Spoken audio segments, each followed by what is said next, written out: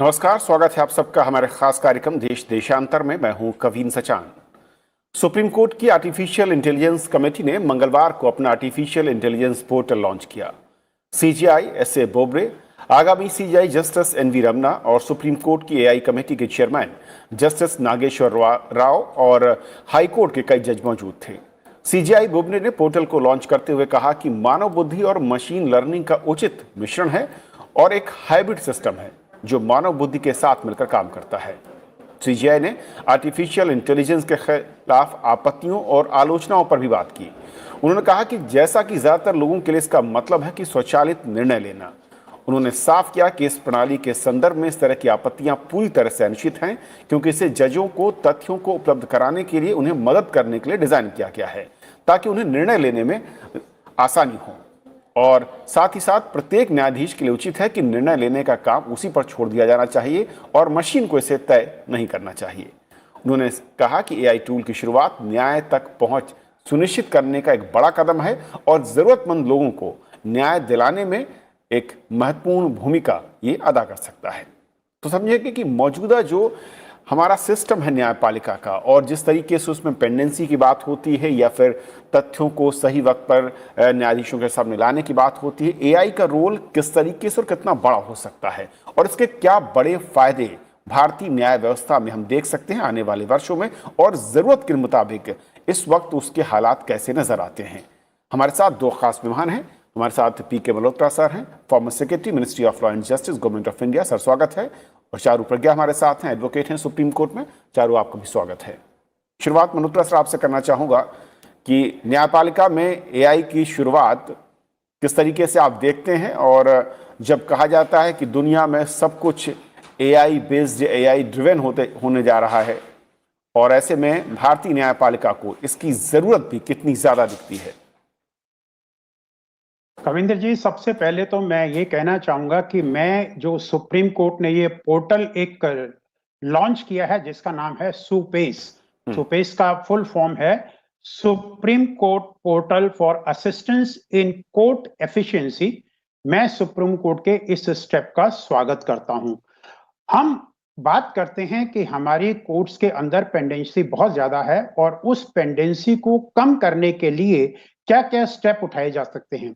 और जब उन स्टेप्स की बात करते हैं, जजेस के स्ट्रेंथ की इंक्रीज की बात करते हैं, इंफ्रास्ट्रक्चर के इंक्रीज की बात करते हैं, हम use of information and communication technology की बात करते हैं, तो उसके साथ साथ अब यूज ऑफ आर्टिफिशियल इंटेलिजेंस भी एक इंपॉर्टेंट, आई थिंक उसका एक एंगल है। और मैं समझता हूं उस डायरेक्शन में ये सुप्रीम कोर्ट ने एक बहुत अच्छा स्टेप लिया है। और इस बात के लिए भी ये प्रशंसा का विषय है कि जो हमारी एक कमेटी बनाई गई थी, artificial intelligence committee, under the chairmanship of director justice Nageshwar Rao, जो अभी काम कर रही है, केवल 2 साल से भी कम समय में इसको इन्होंने इंप्लीमेंट कर दिया है, लागू कर दिया है। जबकि अगर हम कंप्यूटराइजेशन और use of information and communication technology की जुडिशरी में बात करें तो ये प्रोसेस मिड 90s में शुरू हुआ था। मतलब हमें 25 साल से ऊपर लग गए इस स्टेज तक पहुंचने में। जब स्टार्ट हुआ तो स्टार्ट हुआ कि हमें सभी कोर्ट्स को कंप्यूटर प्रोवाइड करने हैं। कंप्यूटर प्रोवाइड करने के बाद में हमने ये कहा कि कंप्यूटर के ऊपर सिर्फ आपको इंफॉर्मेशन मिलेगी, लेकिन हमारा कम्युनिकेशन जो था वो नहीं हुआ। फिर हमारा वन वे कम्युनिकेशन स्टार्ट हुआ कि लिटिगेंट तो अप्रोच कर सकता है कोर्ट को थ्रू कंप्यूटर, लेकिन कोर्ट जो है लिटिगेंट को अप्रोच नहीं करती थी। फिर एक स्टेज आई जब आपको जजमेंट भी थ्रू जो है कंप्यूटर मिलनी शुरू हो गई, आप अपने डॉक्यूमेंट्स भी जो हैं थ्रू टेक्नोलॉजी जो है कोर्ट में फाइल कर सकते हैं, वो स्टेज आई। और अभी because of covid pandemic stage I कि जब आपने कोर्ट की वर्चुअल हियरिंग भी स्टार्ट कर दी। हालांकि वर्चुअल हियरिंग का फायदा सब लोगों को नहीं हुआ, ऐसा कहना है कि एक ही पर्टिकुलर सेक्शन जो है उसको इसका बेनिफिट हुआ। लेकिन मैं समझता हूं अगर इसको लंबे समय के हिसाब से देखा जाए, फ्यूचर के हिसाब से देखा जाए, तो फ्यूचरिस्टिक अप्रोच को ध्यान में रखते हुए ये एक बहुत ही अच्छा कदम था। हालांकि हमारे ऊपर फोर्स किया गया, लेकिन आने वाले समय में बहुत सारे ऐसे मैटर हैं जिनका डिसीजन थ्रू वर्चुअल कोर्ट के द्वारा किया जा सकेगा। आर्टिफिशियल इंटेलिजेंस भी उसी डायरेक्शन में एक बहुत अच्छा स्टेप है। और जैसा कि चीफ जस्टिस ने पोर्टल का इनॉग्रेट करते हुए और जस्टिस नागेश्वर राव ने और चीफ जस्टिस डेजिग्नेट ने इसको बहुत क्लियर किया कि डिसीजन मेकिंग जजेस के हाथ में ही रहेगा। डिसीजन मेकिंग से पहले वाला जितना काम है उसके लिए आर्टिफिशियल इंटेलिजेंस का यूज होगा कि आपने जो भी डॉक्यूमेंट लोड किए हैं वो सिस्टम में आ गए, आपने जो अपने आर्ग्यूमेंट देने हैं वो सिस्टम में आ गए, सिस्टम उसको कोलेट करेगा, क्या इंपॉर्टेंट फैक्ट हैं, क्या उसमें इश्यूज इन्वॉल्व हैं और उस इश्यूज के ऊपर क्या केस लॉ है। ये सारी चीजें जिसके लिए पहले रिसर्च की जाती थी, रिसर्च एसोसिएट होते थे, रजिस्ट्री करती थी, जजेस को अपना समय लगाना पड़ता था, उन सबको अपना इन चीजों के ऊपर समय नहीं लगाना पड़ेगा। ये आर्टिफिशियल इंटेलिजेंस के जरिए मशीन कर देंगी। आर्टिफिशियल इंटेलिजेंस है क्या? आर्टिफिशियल इंटेलिजेंस है क्या? आर्टिफिशियल इंटेलिजेंस क्या है? मशीन जो है, मशीन में जो प्रोग्रामिंग होती है वो एक इंसान की तरह सोचती है और इंसान की तरह मिमिक भी कर सकती है। तो जब एक बारी मान लीजिए मैंने उस मशीन को यूज करना शुरू किया तो मैं उसको किस तरह से देखता हूं, किस तरह से सोचता हूं, मशीन उसको कॉपी करेगी और उसको कॉपी करने के बाद में उसी तरह के फैक्ट्स मेरे सामने प्रेजेंट करेगी और फिर उसमें मेरे को डिसीजन लेने का अधिकार होगा। मैं समझता हूं अगर हम उस डायरेक्शन में मूव कर रहे हैं तो यूज ऑफ आर्टिफिशियल इंटेलिजेंस जो इन्होंने अभी शुरू किया है, एंड माइंड इट, अभी इसको सिर्फ एक्सपेरिमेंटल बेसिस पे शुरू किया गया है, केवल एक फील्ड में, क्रिमिनल लॉ के फील्ड में, बॉम्बे और दिल्ली हाई कोर्ट में इसको लागू किया जाएगा और अगर ये एक्सपेरिमेंट सक्सेसफुल होता है फिर इसको बाकी चीजों में भी यूज किया जाएगा। तो मैं इस स्टेप की प्रशंसा करता हूं और मैं समझता हूं कि पेंडेंसी को रिड्यूस करने में ये एक राइट डायरेक्शन में स्टेप सुप्रीम कोर्ट ने लिया है। चारू, एक तो आर्टिफिशियल इंटेलिजेंस की अगर भारतीय न्याय व्यवस्था है और जो जुडिशियल सिस्टम है, इंडियन जुडिशियल सिस्टम, और जिस तरीके से मैं कहूँ कि ओवरबर्डन है, उस नजरिए से अगर देखें तो एआई का रोल किस तरीके से आप देखती हैं? और इनिशियली अगर उसके दायरे को समझें, हालांकि एक अभी पायलट प्रोजेक्ट के तौर पर है और सिर्फ एक फील्ड या मैं कहूँ कि क्रिमिनल केसेस को लेकर शुरू किया गया है, उसका जो ब्रॉडर रोल होगा उसको किस तरीके से, कितना बड़ा या कितना व्यापक आपकी नजर में है? कविंद्र जी, सबसे पहले तो हमको ये समझना पड़ेगा कि हमारे देश की जो न्याय व्यवस्था है ये बहुत ही निर्भर है हमारे कोर्ट्स पे और कितनी जल्दी हमारे कोर्ट्स में बैठे जजेस निर्णय ले पाते हैं और ऑर्डर पास कर पाते हैं।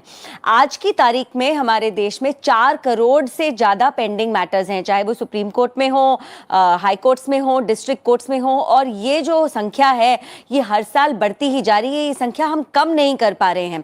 तो इस गैप को फिल करने का सबसे अच्छा तरीका यह है कि हम अपने रिसोर्सेज को ऑप्टिमाइज करें। रिसोर्सेज को ऑप्टिमाइज करने का मतलब यह है कि जो कोलेट करने का काम चाहे वो जज खुद करते थे या अपने रिसर्च असिस्टेंट्स के द्वारा करते थे, उन सब कामों में अब उनको आर्टिफिशियल इंटेलिजेंस की, एक कंप्यूटर की मदद मिलने लगेगी। और जब एक कंप्यूटर की मदद मिलने लगेगी तो जितने समय में वो एक निर्णय ले पाते थे और एक ऑर्डर लिख पाते थे, वो समय धीरे धीरे घटता चला जाएगा और हम लोग भी अपने आप को अपडेट करते जाएंगे। आप किसी भी सेक्टर में देख लीजिए, जब भी कोई नई टेक्नोलॉजी आती है उसको अडॉप्ट किया जाता है, उसको अपने सिस्टम में फिट किया जाता है और अपने सिस्टम को इंप्रूव किया जाता है। अब समय आ गया है कि इस टेक्नोलॉजी को जुडिशरी में भी अप्लाई किया जाए। मैं आपको एक छोटा सा एग्जांपल देती हूं। जब मैं एक लीगल इंटर्न थी, मैं 2001-2002 की बात कर रही हूं, तो जब हम रिसर्च करा करते थे तो बड़े बड़े कमरे होते थे, लाइब्रेरीज होती थी जहां ढेरों किताबें होती थी। कई सौ किताबें में से AIR, सुप्रीम कोर्ट के हम केसेस ढूंढा करते थे, उन केसेस की हम फोटोकॉपी बनाते थे और उनको लेकर हम बैठते थे और हम रिसर्च करते थे। उसके बाद जो समय आया, ये सारी की सारी किताबें एक सीडी पे, एक पेन ड्राइव पे आने लगी और अपने कंप्यूटर या अपने लैपटॉप पे सिर्फ एक कीवर्ड, एक शब्द को टाइप करके हमको सारी इंफॉर्मेशन, सारे केस लॉज मिलने लग गए। इसका मतलब ये नहीं है कि हम उन केस लॉज को स्टडी नहीं करते, इसका मतलब ये है कि वो स्टडी करने से पहले का जो समय है वो हम बचा पा रहे हैं। तो आज जो निर्णय लिया है हमारे सुप्रीम कोर्ट में और जिस तरीके से इस्तेमाल करा जाएगा अब AI का हमारे जजमेंट्स के डिलीवरी में, ये कुछ इसी तरीके से है। अभी भी ह्यूमन इंटेलिजेंस को कम नहीं करा जा रहा, लेकिन निर्णय लेने के समय से पहले का जो रिसर्च का समय है, सारी इंफॉर्मेशन को एक जगह लाने का जो समय है, इस समय को हम बहुत कम कर पाएंगे। 3 आर्ग्यूमेंट्स ज्यादातर उठाए जाते हैं जब आप आर्टिफिशियल इंटेलिजेंस को यूज करने की बात करते हैं, कहीं पर भी 3 मेन आर्ग्यूमेंट्स उठाए जाते हैं। सबसे पहले तो लोग ये कहते हैं कि मशीन आ जाएंगी तो इंसानों की नौकरियां कम पड़ जाएंगी। ये मैं इसीलिए बोल रही हूं क्योंकि आम इंसान इन्हीं बातों को डिस्कस करता है जब वो टेक्नोलॉजी को अपोज करता है। तो हमारे चीफ जस्टिस ने हमको बहुत अच्छे तरीके से समझाया कि एआई का यूज सुप्रीम कोर्ट में यूज होने से या किसी हाई कोर्ट में यूज होने से किसी की भी नौकरी पर कोई आपत्ति नहीं आएगी। केवल जो नौकरी पे हैं, चाहे वो जजेस हों या जजेस के स्टाफ हों, उनको सहायता मिल जाएगी। जो दूसरा हमेशा ऑब्जेक्शन उठाया जाता है वो ये कहा जाता है कि ये एक जजमेंट को अफेक्ट करेगा, क्योंकि हमारे जो जजमेंट्स हैं वो ह्यूमन रिलेटेड हैं, ह्यूमन डिस्कशंस होने जरूरी हैं, और अगर आप केवल आर्टिफिशियल इंटेलिजेंस को यूज करेंगे तो वो जजमेंट को अफेक्ट करने लग जाएगा। तो इसके लिए भी हमारे चीफ जस्टिस ने साफ बताया है कि जो ह्यूमन इंटेलेक्ट है वो ही निर्णय लेगा, लेकिन ह्यूमन इंटेलेक्ट को एक अच्छा निर्णय लेने के लिए जो भी रिसर्च की जरूरत है वो प्रोवाइड करी जाएगी। और तीसरा आर्गुमेंट ये यूज किया जाता है कि एक एआई का जो सिस्टम होता है वो डिपेंडेंट ऑन इट्स मेकर्स होता है। तो आर्टिफिशियल इंटेलिजेंस वैसे काम करती है जैसे उसके मेकर उससे काम कराना चाहते हैं। एक कंप्यूटर का अगर सिस्टम है, आप उसमें जो रॉ इंफॉर्मेशन फीड करेंगे, आउटपुट उसी हिसाब से होगा। आउटपुट निर्भर उस बात पर होगा कि आपने रॉ इनपुट क्या डाला है। तो यहां पर भी हमको ये समझना पड़ेगा कि हमारे देश में ढेर सारे केसेस ऐसे हैं जो ऑटोमेटेड हैं। मैं आपको एग्जांपल बताती हूं, जैसे कि आप नेगोशिएबल इंस्ट्रूमेंट्स एक्ट की बात करें, चेक बाउंस का केस हो गया, या मोटर व्हीकल एक्ट की बात करें जो रेगुलर फाइन्स के केसेस हो गए, या फिर कॉन्ट्रैक्चुअल या कॉर्पोरेट लॉ की बात करें जहां पर ज्यादातर केसेस बहुत ही ऑटोमेटेड होते हैं। तो इन केसेस में तो बहुत ही ज्यादा सहायता हो जाएगी और ये केसेस जल्दी जल्दी खत्म हो जाएंगे।